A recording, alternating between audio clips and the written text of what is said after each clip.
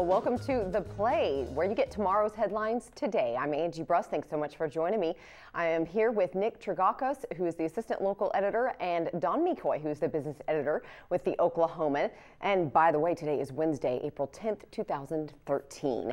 Now, we're giving you, though, headlines for tomorrow. Nick, Oklahoma City federal prosecutors announced Wednesday that 34 people and 23 companies have been indicted for operating an international internet sports gaming business. What can you tell us about this? Yes, this indictment was unsealed in federal court in Oklahoma City today. It alleges that the scheme was masterminded out of Costa Rica and Panama, targeting gamblers all over the country.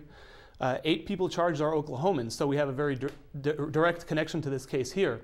The prosecutors are seeking charges of money laundering, racketeering, and of course illegal gambling. So we'll be reporting on that tomorrow. Oh my goodness, that's a big one for sure. All right. Well, Preservation Oklahoma identified the most endangered historic places in Oklahoma, and our readers might be surprised at some of the sites mentioned on the list. What can you tell us about this? There are places that people definitely know.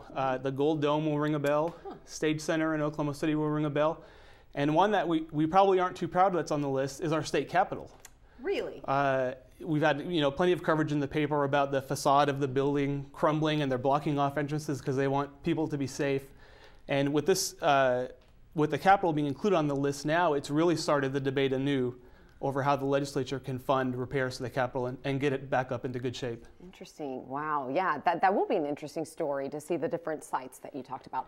All right, the condition of the state capitol has led State Treasurer Ken Miller to suggesting lawmakers put off making any cuts to the state's personal income tax rate. Yeah, and this is an offshoot of that story.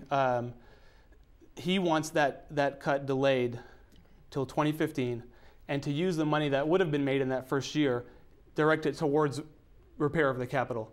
He's meeting some opposition from the governor, who wants a tax cut in place next year right away. So we'll see where that goes as well. Yeah, it always gets interesting, obviously, when you're talking politics. And now we're moving on to Dawn. Now, have you tried extreme tots? It's just one of the items on Sonic's secret menu. It's a story Jennifer Palmer is working on. Now, how did she find out about those secret items? Well, actually, there was something kind of buried in a press release that came from Sonic corporate headquarters. And when she went out with one of your videographers and they went to a couple of Sonics and they tried to order some things, they had mixed success. They had a little trouble getting the piccolos, although they explained that if you come back when we're not so busy, you might get a piccolo order. But they got the extreme tots, which is quite a mound of food. Wow. They got a pink lady, which is something that's not on the menu, but they brought it right out. And we've tried some of these things, and Jennifer's written a fascinating, fun story about that. Wow, yeah. Well, and I've got a great excuse. I'm pregnant, so I could go and get those extreme tots if you say that it's a large amount. Well, Jennifer's pregnant too, and she said she was a little worried about heartburn. So. Yeah, really, that's true. That's true. Very nice, very nice. Now, Oklahoma City again posted the lowest jobless rate among large U.S. cities. How do we compare to other cities? Well, very well, and we have for almost a year now. Among cities with 1 million or more people, Oklahoma City has had the lowest unemployment rate for almost a year, 11 straight months. And our unemployment rate went down from January to February, and we just continue to do very well here. I think Austin was the second-ranked city, but they were several percentage points behind us. So we just continue to plug along, keep creating jobs here. Very nice. Yeah, that's obviously great news for Oklahoma.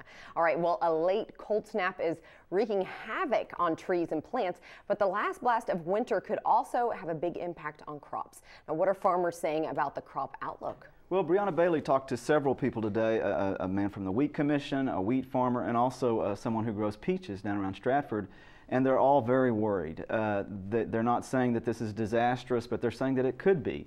With the wheat crop, it may take us a couple of weeks to really know how much damage there is.